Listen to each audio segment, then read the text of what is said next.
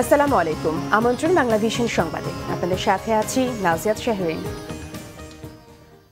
Bangladesh bank থেকে reserve চুরি ঘটনার পর অবকাঠামো পুনর্গঠনে সহায়তা করতে অর্থ লেনদেনে আন্তর্জাতিক নেটওয়ার্ক মাধ্যম সুইফটের সাথে কেন্দ্রীয় ব্যাংকের চুক্তি হয়েছে। ফিলিপাইনের রিজাল কমার্শিয়াল ব্যাংকিং কর্পোরেশন আরসিবিসির বিরুদ্ধে মামলা করার পর বাংলাদেশ ব্যাংকে কৌশলগত সহযোগিতা দেওয়ার জন্য এই চুক্তির কথা জানায় সুইফট।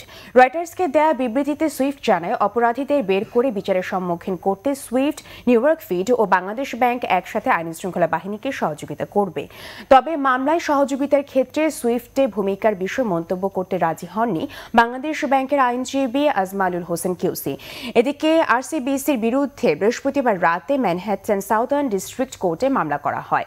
2016 সালের 4 ফেব্রুয়ারি যুক্তরাষ্ট্রের ফেডারেল রিজার্ভ ব্যাংক অফ নিউইয়র্কে রক্ষিত বাংলাদেশ ব্যাংকের অ্যাকাউন্ট থেকে ভুয়া পেমেন্ট অর্ডারের বিপরীতে 10 কোটি 10 লাখ মার্কিন ডলার চুরি হয়। সুইফটের নিরাপত্তা ব্যবস্থা হ্যাক করে এই অর্থ পাচার করা হয়। সড়ক দুর্ঘটনায় চট্টগ্রামের পটিয়ায় মাইক্রোবাস চালক সহ অন্তত 4 জন নিহত ও 16 জন আহত হয়েছে। সকালে সৌদিয়া পরিবহনের একটি বাসের সাথে মাইক্রোবাসের সংঘর্ষে নিহত হয় অন্তত 4 জন, আহত হয়েছে আরও 16 জন। পটিয়া হাইওয়ে পুলিশ ফাঁড়ি ইনচার্জ মিজানুর রহমান জানান, সকাল 8:30টার দিকে পটিয়ার ভাইয়ার দিঘির পাড়ে কক্সবাজারগামী সৌদিয়া পরিবহনের একটি বাসের সঙ্গে আরেকটি মাইক্রোবাসের সংঘর্ষ হয়। এতে ঘটনাস্থলে 3 জনের মৃত্যু হয়। এই ঘটনায় আহত অন্তত 16 জনের মধ্যে 8 জনকে চট্টগ্রাম মেডিকেল কলেজ হাসপাতালে পাঠানো হয়, সেখানে মৃত্যু হয় আরও একজনের। এদিকে গত রাতে গাজীপুরের কালীগঞ্জের নাওটানা এলাকায় ট্রাক ও কাভার্ড ভ্যানের সংঘর্ষে নিহত হয়েছে 2 জন। আন্তর্জাতিক প্রসঙ্গ, ভেনেজুয়েলার সরকার বিরোধী বিক্ষোভের মধ্যে আগাম পার্লামেন্ট নির্বাচনের প্রস্তাব দিয়েছেন প্রেসিডেন্ট নিকোলাস মাদুরো। দেশটির বিমান বাহিনীর এক উচ্চপদস্থ কর্মকর্তা বিরোধী দলের নেতা হুয়ান গুয়াইদোকে সমর্থন জানানোর পরই আগাম নির্বাচনের ঘোষণা দেন মাদুরো।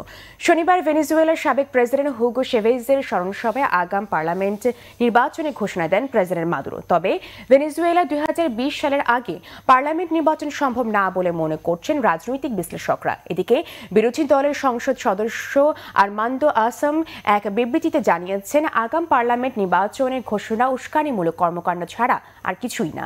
এর আগে প্রেসিডেন্ট মাদুরোর বিরুদ্ধে বিদ্রোহ করতে সশস্ত্র বাহিনীর প্রতি আহ্বান জানিয়ে টুইটারে এক ভিডিও আপলোড করেন দেশটির বিমান বাহিনীর জেনারেল ফ্রান্সিসকো জানিয়েস।